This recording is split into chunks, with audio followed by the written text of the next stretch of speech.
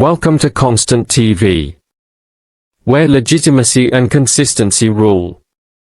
Today, we are going to bring to you the continuation of the history of Mauryan Empire. If this is your first time, please endeavor to subscribe, like, comment and share our channel. Thank you. Let's dive in. In the previous episode, we discussed to you the history, administration and military aspect of Mauryan Empire. Today, we would discuss on the economy, religious and architectural remains of Mauryan Empire. Economy. The economy of the empire has been described as a socialized monarchy, a sort of state socialism, and the world's first welfare state. Under the Mauryan system there was no private ownership of land, as all land was owned by the emperor, to whom tribute was paid by the laboring class. In return the emperor supplied the laborers with agricultural products, animals, seeds, tools, public infrastructure, and stored food in reserve for times of crisis. For the first time in South Asia, political unity and military security allowed for a common economic system and enhanced trade and commerce, with increased agricultural productivity. The previous situation involving hundreds of kingdoms, many small armies, powerful regional chieftains, and internecine warfare, gave way to a disciplined central authority. Farmers were freed of tax and crop collection burdens from regional kings, paying instead to a nationally administered and strict but fair system of taxation as advised by the principles in the Arthashastra. Chandragupta Maurya established a single currency across India, and a network of regional governors and administrators, and a civil service provided justice and security for merchants, farmers, and traders. The Mauryan army wiped out many gangs of bandits, regional private armies, and powerful chieftains who sought to impose their own supremacy in small areas. Although regimental in revenue collection, Maurya also sponsored many public works and waterways to enhance productivity, while internal trade in India expanded greatly due to newfound political unity and internal peace. Under the Indo-Greek Friendship Treaty, and during Ashoka's reign, an international network of trade expanded. The Khyber Pass, on the modern boundary of Pakistan and Afghanistan, became a strategically important port of trade and intercourse with the outside world. Greek states and Hellenic kingdoms in West Asia became important trade partners of India. Trade also extended through the Malay Peninsula into Southeast Asia. India's exports included silk goods and textiles, spices and exotic foods. The external world came across new scientific knowledge and technology with expanding trade with the Mauryan Empire. Ashoka also sponsored the construction of thousands of roads, waterways, canals, hospitals, rest houses and other public works.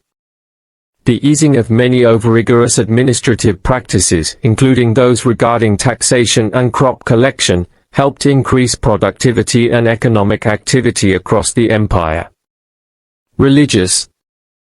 Throughout the period of empire, Brahmanism was an important religion.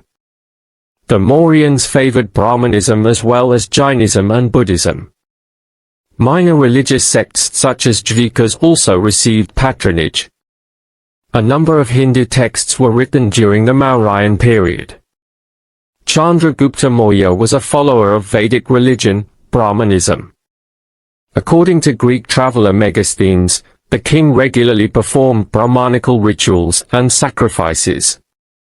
According to a Jain text from the 12th century, Chandragupta Maurya followed Jainism after retiring, when he renounced his throne and material possessions to join a wandering group of Jain monks, and in his last days, he observed the rigorous but self-purifying Jain ritual of Santhara, fast unto death, at Shravanabelgola in Karnataka. Nevertheless, some scholars like Radhakumud Mukherjee doesn't agree with the Jaina tradition claiming this story. Samprati, the grandson of Ashoka, patronized Jainism. Samprati was influenced by the teachings of Jain monks like Suastin, and he is said to have built 125,000 darasas across India. Some of them are still found in the towns of Ahmedabad, Viramgam, Ujjain, and Palitana.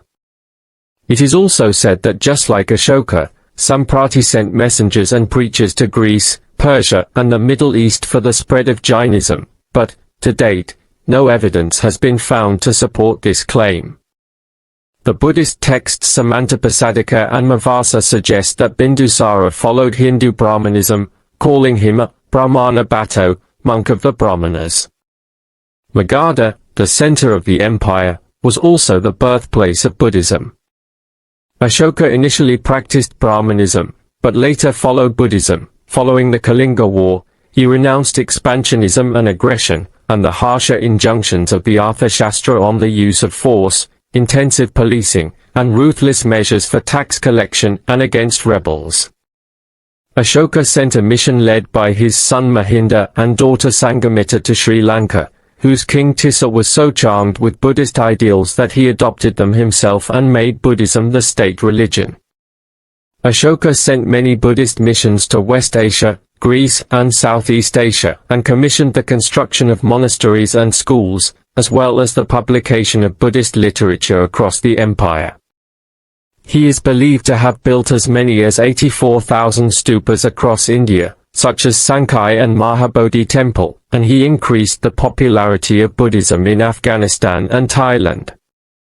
Ashoka helped convene the Third Buddhist Council of India's and South Asia's Buddhist orders near his capital, a council that undertook much work of reform and expansion of the Buddhist religion.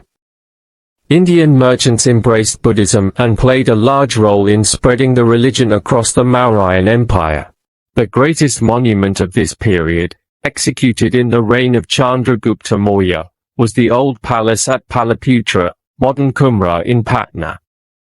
Excavations have unearthed the remains of the palace, which is thought to have been a group of several buildings, the most important of which was an immense pillared hall supported on a high substratum of timbers. The pillars were set in regular rows, thus dividing the hall into a number of smaller square bays. The number of columns is 80, each about 7 meters high. According to the eyewitness account of Megasthenes, the palace was chiefly constructed of timber, and was considered to exceed in splendor and magnificence the palaces of Susa and Ecbatana, its gilded pillars being adorned with golden vines and silver birds. The building stood in an extensive park studded with fish ponds and furnished with a great variety of ornamental trees and shrubs. Kautilya's Arthashastra also gives the method of palace construction from this period. Later fragments of stone pillars, including one nearly complete, with their round tapering shafts and smooth polish, indicate that Ashoka was responsible for the construction of the stone columns which replaced the earlier wooden ones. During the Ashokan period, stonework was of a highly diversified order and comprised lofty freestanding pillars, railings of stupas, lion thrones, and other colossal figures. The use of stone had reached such great perfection during this time that even small fragments of stone art were given a high lustrous polish resembling fine enamel. This period marked the beginning of Buddhist architecture.